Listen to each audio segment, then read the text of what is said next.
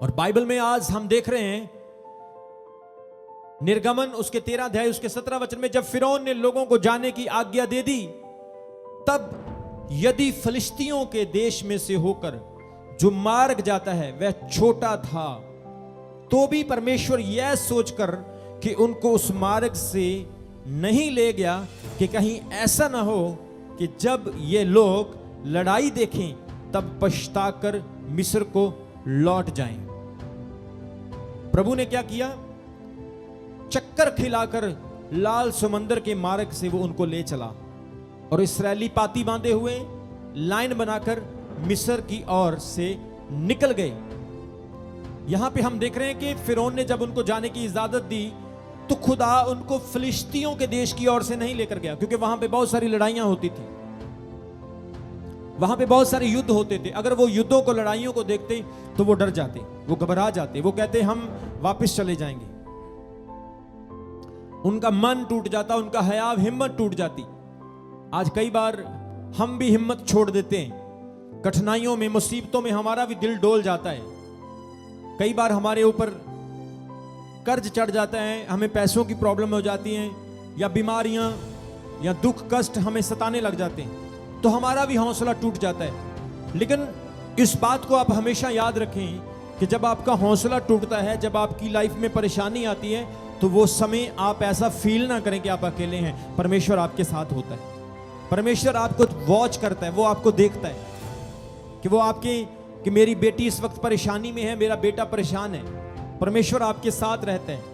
हो सकता है आप रो रहे हैं, ओ आप आंसू बहा रहे हैं, प्रभु इस वक्त मैं बहुत बड़ी परेशानी में हूं, प्रभु इस वक्त मैं डिप्रेशन में हूं, लेकिन उस वक्त भी खुदा आपके साथ होता है, वो आपको वॉच करता है। आप बाइबल में पढ़ते हैं जब कश्ती में तूफान आया, चेले डरे हुए थे और यीशु सो रहे थे। भले ही कश्ती में तूफान हो, पर यीशु मसीह आपके साथ रहता है, वो आपके अंदर है, वो आपके साथ सोया हुआ है। जब भी तूफान आएगा वो उठेगा और तूफान को थम देगा यीशु मसीह के नाम में। सब बोलेंगे हालेलुया। सो परमेश्वर ने उनको फिलिस्तियों के देश में ना होकर जाने के लिए मना कर दिया और लाल समंदर के रास्ते से लेकर चला गया। नंबर 1, फिलिस्तियों के वहां पे लड़ाई थी, एक युद्ध था जिसके कारण प्रभु ने उनको मोड़ दिया। दूसरा कारण, परमेश्वर उन्हें कुछ दिखाना चाहता था। फिलिस्तियों के देश से वो निकल सकते थे। देखो, जो परमेश्वर उनको मिस्र से लेकर आया था वो वहां से भी लेके जा सकता था, पर प्रभु उनको एक दूसरे रास्ते से लेकर जा रहा था, जो रास्ता उससे भी कठिन था, जो रास्ता उससे भी मुश्किल था। परमेश्वर उनको लाल समंदर से लेकर जा रहा है। कई बार परमेश्वर हमें कंफर्टेबल जगह पे नहीं लेके जाता है, कई बार वो जानबूझ के हमें मुसीबत में डालता है, क्योंकि खुदा जानता है कि उस मुसीबत से वो तेरे लिए एक बड़ा चमत्कार दिखाएगा, क्योंकि खुदा जानता है उस समस्या से प्रभु तेरे लिए एक बड़ा रास्ता निकालने जा रहा है। इसलिए कई बार परमेश्वर खुद हमें परेशानियों में डाल देता है। इसलिए कभी भी अपने जीवन में घबराए नहीं, परमेश्वर जानता है।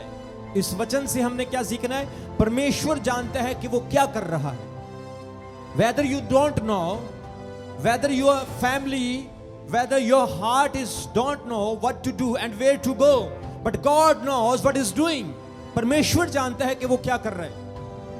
कई बार हमें पता नहीं लगता, हम कहते प्रभु मेरे साथ ये बुरा क्यों हुआ, परमेश्वर मेरी फैमिली ने मुझे क्यों छोड़ दिया, प्रभु मेरे ऊपर ये बीमारी क्यों आई, परमेश्वर मैं इस मुसीबत में क्यों पड़ गया, मुझे इस दर्दनाक टाइम का, इस दर्दनाक सिचुएशन का क्यों सामना करना पड़ा। पर आप नहीं जानते, परंतु परमेश्वर जानता कि वो क्या कर रहे।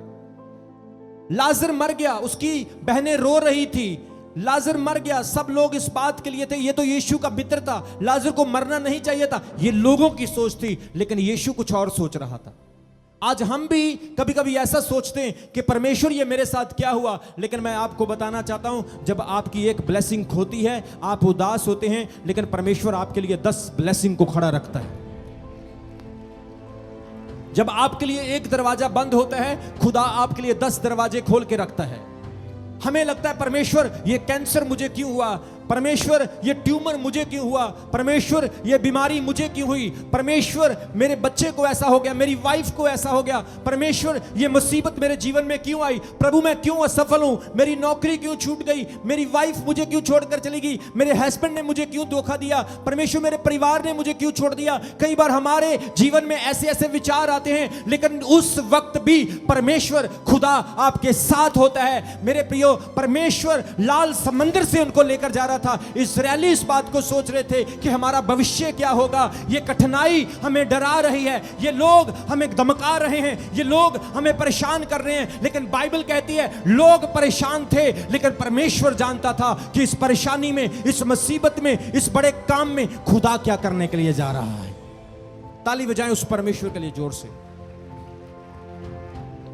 आज आपकी परेशानी में परमेश्वर जानता है कि वो क्या करेगा। आज आपकी गरीबी में, आपके कर्ज में, आपकी फेलियर में, आपकी नौकरी में, आपके बिजनेस में, आपकी उदास भरी जिंदगी में, आपकी डार्कनेस लाइफ में परमेश्वर जानता है कि वो क्या करेगा। इसलिए घुटनों पे बैठे रहें, प्रार्थना में डटे रहें, विश्वास में दृढ़ रहें। शैतान आपको डराएगा, शैतान आपको प्रभु से दूर करेगा, शैतान आपको पाप में गिराने की कोशिश करेगा, शैतान आपको खुदा के प्रति अविश्वास पैदा करेगा, शैतान आपको चर्च आने से रोकेगा, शैतान आपको चुगलियों में, निंदिया में, बुरे बुरे कामों में डालेगा, शैतान आपको सच्चे मित्रों से तोड़कर बुरे मित्रों के साथ जोड़ेगा, शैतान आपको अच्छे लोगों से हटाकर बुरे लोगों में जोड़ेगा, शैतान आपको दोस्तों पर उम्मीद रखने के लिए कन्विंस करेगा, वो आपका भरोसा इंसानों पर रखने की कोशिश करेगा। लेकिन इस बात को याद रखना कि जब मुसीबत आती है, जब परेशानी आती है, जब फेलियर होता है, आप अकेले नहीं, आपका जिंदा खुदा आपके साथ होता है। हालेलुया।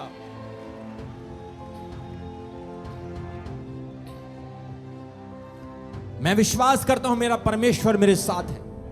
मैं विश्वास करता हूं चाहे मैं मौत की वादियों से होकर चलूं तो भी मुझे हानि ना होगी। मैं विश्वास करता हूं यहोवा मेरा चरवाहा है, मुझे कुछ गति नहीं होगी। आज आपको भी ऐसा विश्वास करना है। जोर से बोलेंगे हालेलुया, जोर से बोलेंगे हालेलुया, जोर से बोलेंगे हालेलुया, जोर से बोलेंगे हालेलुया।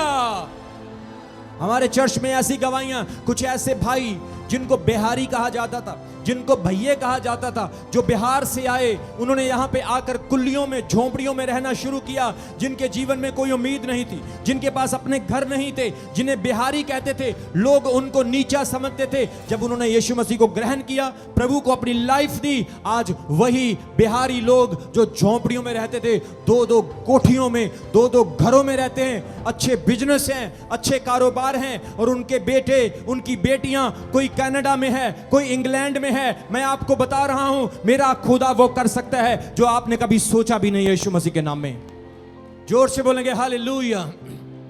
यहां से ऐसे लोग जो साइकिल पर चर्च आते थे, जो पैदल चल के चर्च आते थे, जो लिफ्ट ले लेके लोगों से चर्च आते थे, मेरे खुदा ने इस चर्च की प्रार्थना से, मेरे फास्टिंग से, मेरी मेहनत से, मेरे परिश्रम से और परमेश्वर के सामने जब मैंने दुआ की, आज परमेश्वर ने उनकी जिंदगी को बदला है। वो और लाइफ जी रहे हैं, वो जिंदगी जी रहे हैं जो कभी सोच भी नहीं सकते थे। अच्छी रोटी खाते हैं, जेब में पैसा है, गाड़ियां हैं, हर चीज खुदा ने मेरी प्रार्थना से उनको दी है। वीजे लगा दिए, खुदा ने उनकी जिंदगी को बदल दिया। क्योंकि मैं जानता हूं जब मुसीबत आती है, जब परेशानी आती है, परमेश्वर आपके लिए एक मूसा को खड़ा करता है और वो कहता है ना डर, मैं तुझे आगे लेकर जाऊंगा।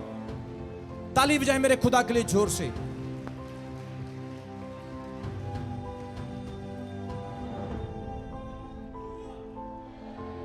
इसलिए विश्वास में बने रहो, शैतान को अपनी लाइफ में जगह मत दो। शैतान आपको ग्रुप से अलग करना चाहता है, शैतान आपको झुंड से अलग करना चाहता है, क्योंकि शेर भेड़ को उस वक्त खाता है जब भेड़ अकेली होती है। शेर भेड़ को उस वक्त उठाता है जब वो ग्रुप से, जब वो झुंड से अलग हो जाती है। मैं आपको बता रहा हूं, आज आप शायद चर्च नहीं आते, नो प्रॉब्लम। शायद आज पास्टर को इग्नोर करते हैं, नो प्रॉब्लम। शायद आप आज अलग अलग मिनिस्ट्री और चर्चों में ध्यान दे रहे हैं, नो प्रॉब्लम। लेकिन आपको बताना चाहता हूं, शैतान, सुचेत रहो, फाड़ने वाले सिंह के समान तुम्हें ढूंढ रहा है। और मैं बता रहा हूं, तुम्हारा मेंटर तुम्हें छुड़ा सकता और कोई नहीं छुड़ा सकता है, क्योंकि ये दुनिया पूरी मतलब से भरी है, ये संसार स्वार्थ से भरा है। यहां पर पैसे के बिना कोई काम नहीं होता, जहां पे मतलब के बिना कोई काम नहीं होता। सिर्फ दो बंदे हमेशा आपकी मदद कर सकते हैं बिना पैसे के, बिना स्वार्थ के। एक बंदा मेरा परमेश्वर है, खुदा है, और एक उसका दास है जो आपकी मदद कर सकता है। जोर से बोलेंगे हालेलुया।